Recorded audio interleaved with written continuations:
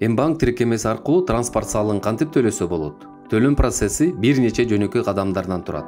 Тиркемеден төлөмдөр бөлүгүн тандаңыз. Андан кийин айыптар жана салыктар бөлүгүндө транспорт салыгын опциясын басыңыз. Транспорттун мамлекеттик номерин, транспорттун ээсинин аты жөнүн териңиз. Транспорттун катталган жерин көрсөтүңүз. Транспорттун ээсинин идентификациялык салык номерин териңиз. Төлөнө турган салыктын суммасын териңиз. Кийинки кадамдарды аткарып, төлөөнү тастыктаңыз. Салыктын суммасын калькулятор чекит салык чекит KG сайтынан санап алсаңыз болот.